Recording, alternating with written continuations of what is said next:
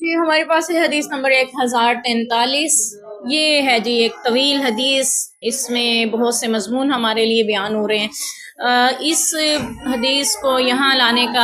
اس باب میں اس حدیث کو لانے کا مقصد یہ ہے کہ کسی کافر سے بھی کوئی لونڈی یا غلام خریدا جا سکتا ہے، یا کوئی کافر بھی لونڈی یا غلام ہبہ کر سکتا ہے۔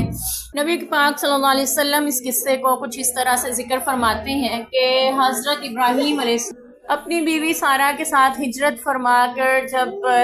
اپنے ملک سے نکلے، عراق سے، تو حضرت لوط علیہ السلام بھی ساتھ تھے۔ پھر اللہ تعالیٰ نے ان کو نبوت عطا فرما دی اور وہ دوسری بستی صدوم کی طرف چلے گئے تھے۔ اس کے بعد حضرت ابراہیم علیہ السلام اپنی بیوی سارہ کے ساتھ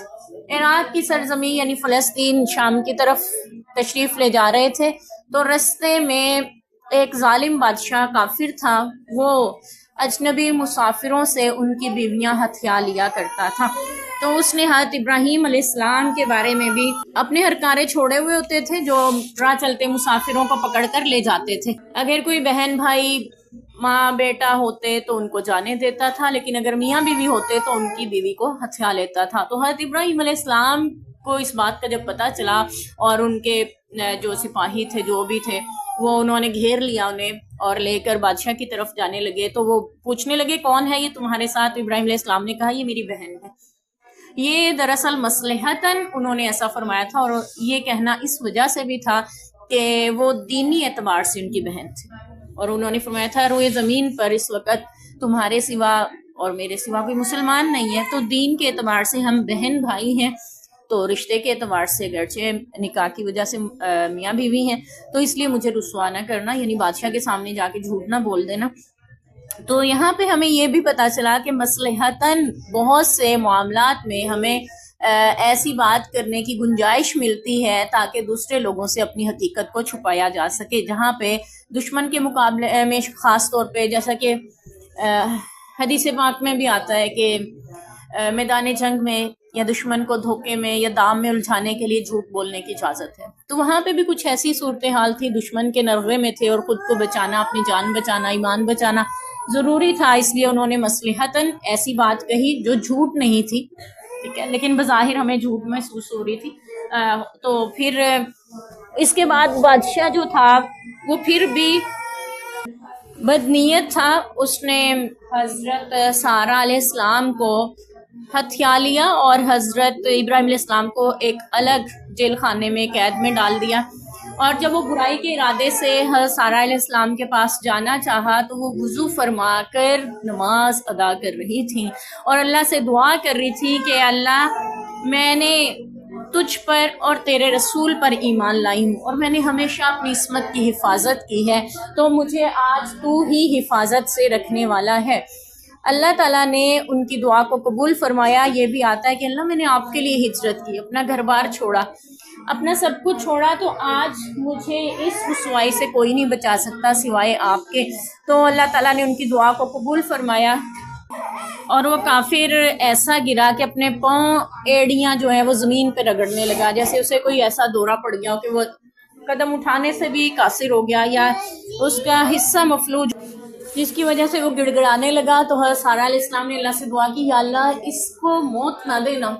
ورنہ لوگ مجھ پہ شک کریں گے کہ شاید میں نے اس کو قتل کر دیا، اس وجہ سے وہ مجھے بھی بدلے میں قتل کر سکتے ہیں۔ ظاہر ہے اتنا بڑا بادشاہ ہے، میں یہاں پہ مر گیا تو سیدھی سی بات ہے الزام مجھ پہ آ سکتا ہے۔ تو اس کی حالت جو ہے وہ درست ہونے لگی، وہ اب واپس لوٹ گیا، پھر دوبارہ سے بدنیتی کے ساتھ آیا، انہوں نے پھر اللہ سے دعا کی، اور پھر وہ نماز پڑھ رہی تھی، اللہ سے دعا مانگ رہی تھی، نماز پڑھ رہی تھی، اور اپنی عصمت کی حفاظت کے لیے اللہ تعالیٰ کو اپنی نیکیاں، یعنی ان کے وسیلے سے کہہ سکتے ہیں ہم، دعا کر رہی تھی۔ ایک بات پتہ چلی، اللہ میں نے آپ پہ ایمان لائی ہوں، آپ کے رسول پہ ایمان لائی ہوں، ہجرت آپ کے لیے کی ہے، اپنی عصمت کی حفاظت آپ کے لیے کی ہے، تو آپ میری حفاظت فرمائیں، یعنی اپنی نیکیاں پیش کر رہی ہیں، اس کا وسیلہ پیش کر رہی ہیں۔ اللہ تعالیٰ دعا قبول کرے۔ حاجرہ علیہ السلام نماز پڑھ کے دعا مانگ رہے ہیں۔ قرآن پاک میں بھی اللہ نے فرمایا نا کہ جب بھی کوئی مدد چاہیے اللہ کی تو نماز اور صبر سے مدد کرو، اور پھر ساتھ میں صبر کا مظاہرہ بھی کر رہی ہیں، یعنی چیخو پکار نہیں کر رہی کہ بچاؤ لوگوں مصیبت یہ وہ ہاں کار نہیں مچایا ہوا، اپنے رب سے فریاد کر رہی ہیں کیونکہ انہیں یقین ہے کہ اللہ بچانے پہ قادر ہے۔ اس کے ساتھ پھر ویسا ہی ہوا، بادشاہ جو تھا وہ پھر سے مفلوج ہو کے گرا، پھر سے اس کے ہاتھ پاؤں کام کرنا چھوڑ گیا، اڑیاں رگڑنے لگا اور فریاد کرنے لگا کہ مجھے چھڑاؤ اس مصیبت سے، مجھے نجات دو،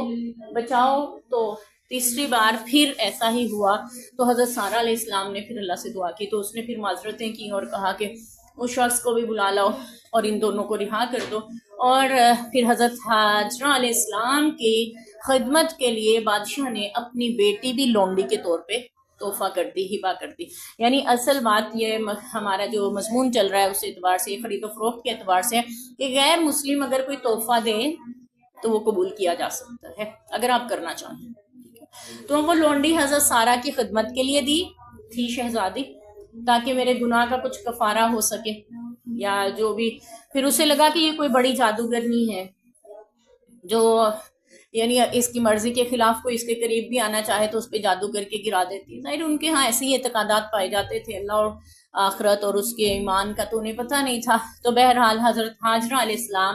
جو ہیں وہ لونڈی کے طور پہ حضرت سارہ کو وہاں سے ملی تھیں، اور پھر یوں بعد میں ایک طویل داستان یعنی ہم ان کی سنتے آئے ہیں کیسے پھر حضرت سارہ نے حضرت ہاجرہ علیہ السلام سے حضرت ابراہیم علیہ السلام کا نکاح کروایا تھا اور اللہ تعالیٰ نے ان کو اولاد سے بھی نوازا تھا۔ تو یہاں پہ ہمیں یہ پتہ چلا، پہلی بات تو یہ کہ جو ہم پہلے بھی ذکر کر چکے، اگر مصلحتاً آپ کو دشمن کے مقابلے میں کوئی ایسی بات کہنی پڑ جائے جو بظاہر جھوٹ محسوس ہوتا ہو تو آپ اس کو کر سکتے ہیں، بول سکتے ہیں اپنی شناخت چھپانے کے لیے، جیسا کہ ہم پہلے بھی پڑھ چکے تھے۔ حضرت حذیفہ بن یمان اور ان کے والد جب مدینہ تشریف لا رہے تھے تو جنگ بدر میں آنے والے کافروں نے انہیں گھیر لیا تھا اور کہا تھا کہ تم لوگ مسلمان ہو، تو انہوں نے کہا تھا ہم مسافر ہیں، مسلمان بھی تھے لیکن اپنا ایمان ظاہر نہیں کیا اور فرمانے لگے کہ ہم مسافر ہیں، مدینہ جا رہے ہیں۔ اور دوسرا یہ پتہ چلا کہ اللہ تعالیٰ اس طرح میں دعا ضرور قبول فرماتے ہیں، اور دعا کی قبولیت کے لیے نماز کا اہتمام بھی انبیاء اکرام صلحاء اکرام کی سنت رہا ہے اور اللہ کا حکم رہا ہے۔ اللہ کی مدد چاہیے، نماز کے ساتھ مانگے، اور تیسرا یہ کہ جب آپ گناہ سے بچنا چاہیں تو اللہ بھی بچا لیا کرتے ہیں۔ اللہ تعالیٰ ہم سب کو اپنی امان میں رکھیں، حفاظت فرمائیں، اور اس قصے سے ہمیں جو سبق ملتے ہیں ان سے عبرت حاصل کرنے کی توفیق دیں، اور یہ بھی کہ اللہ تعالیٰ اپنے بندوں کی مدد کیسے فرماتے ہیں کہ کفر ان کے سامنے بے بس اور عاجز ہو جایا کرتا ہے۔ اللہ علیہ